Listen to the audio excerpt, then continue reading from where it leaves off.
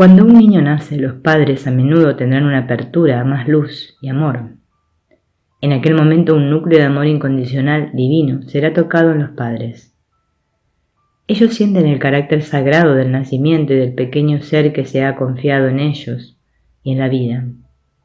Al nacimiento del niño sus corazones están abiertos de par en par, y ellos están en contacto con su propio ser divino sagrado. Pero esto con frecuencia es temporal, porque más tarde todo comenzará a calmarse, a envolverse otra vez en la realidad energética de los padres que existía antes del nacimiento del niño. Y así la apertura a la realidad basada en el corazón que estuvo ahí también puede cerrarse otra vez, y con frecuencia lo hacen. Los padres retroceden a sus viejos modos de pensar, sentir y querer. ¿Y entonces qué sucede con el niño que crece? La mayoría de los niños eligen adaptarse tan enfáticamente al paradigma paternal que ellos pierden el contacto con su energía del alma original, aquella de la que aún tenían mucha conciencia al comienzo de su encarnación.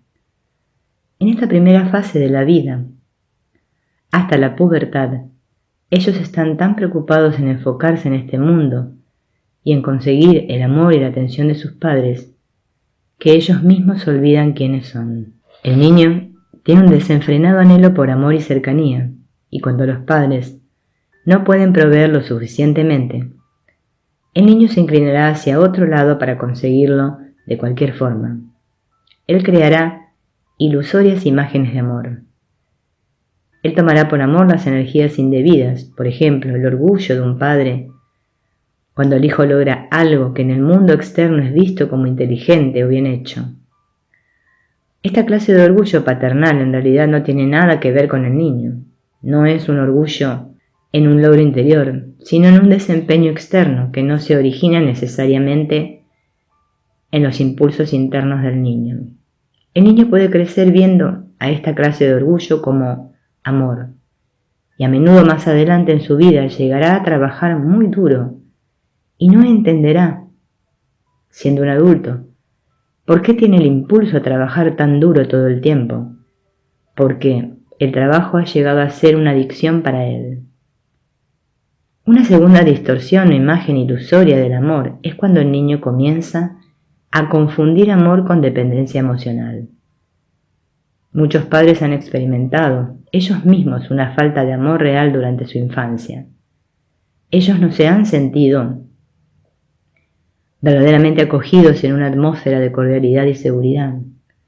Cuando luego ellos mismos tienen un hijo, lo abrazan con señales mixtas.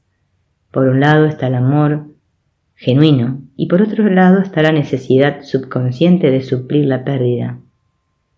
Los padres intentan sanar sus propias heridas emocionales encontrando el amor y la seguridad emocional que ellos perdieron en su pasado a través de la relación con sus hijos. Cuando esto sucede, el niño recibe señales muy confusas por parte de sus padres. La energía lo pondrá al tanto. Los mensajes "te amo" y "te necesito" estarán indisolublemente intrincadas. Por este enredo que ustedes podrían imaginar como una espiral de cuerdas retorcidas, el niño comienza a asociar amor con necesidad. Este enredo o ilusión es el comienzo de una relación emocional de dependencia entre padres e hijos, que puede tener un resultado muy destructivo, no solo en la relación padre-hijo, sino también a la larga en las relaciones íntimas que el niño tendrá como un adulto.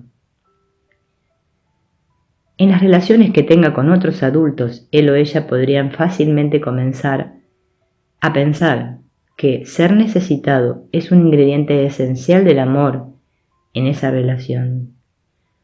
Podrían entonces comenzar a interpretar los sentimientos de dependencia, incluso los celos y el carácter dominante como una forma de amor, mientras que estas energías son diametralmente opuestas al amor. Ustedes ven que siendo niños, en el nacimiento, aterrizan a un paradigma paternal, que en el comienzo, es decir, la primera mitad de sus vidas, causará totalmente mucha confusión.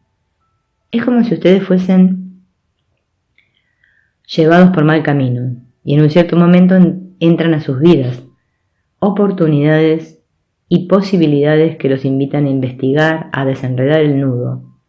Entonces podrían sufrir una crisis de identidad en la cual ya nada es cierto y ustedes constantemente dudan de quiénes son y de quiénes no son. Esta es la primera fase de la transición del ego al corazón.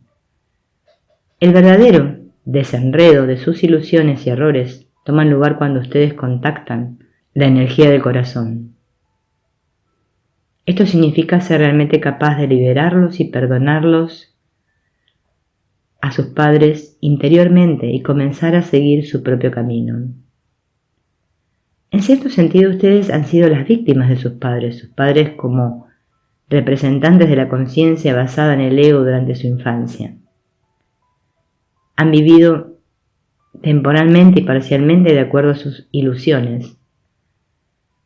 Ustedes no tuvieron opción mientras fueron niños. Sin embargo, trascender este estado de ser la víctima es una de las rupturas más poderosas que ustedes pueden tener en sus vidas.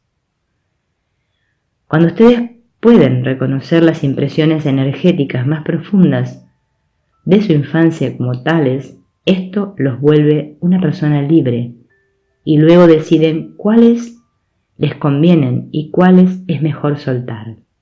Esto es maestría. Entonces ustedes ya no se adaptarán subconscientemente a los deseos y anhelos de sus padres cuando no sean los suyos propios.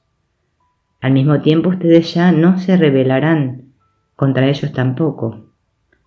Ustedes pueden ver las impresiones que no les conviene simplemente como algo que no pertenece a su periodo. Ustedes no necesitan juzgar a sus padres nunca más por cargarlos con estos aspectos.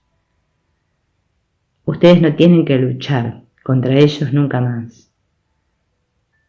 Ustedes son introducidos a la conciencia basada en el ego a través de sus padres y ustedes las trascienden nuevamente a través de sus padres, específicamente liberándolos a ellos en amor y perdón, reconociéndose a ustedes mismos como el maestro independiente que son. Este es el reclamo de su maestría, el reconocimiento de que ustedes son los creadores de su vida y de que todo lo que han elegido, incluso del camino equivocado que han tomado.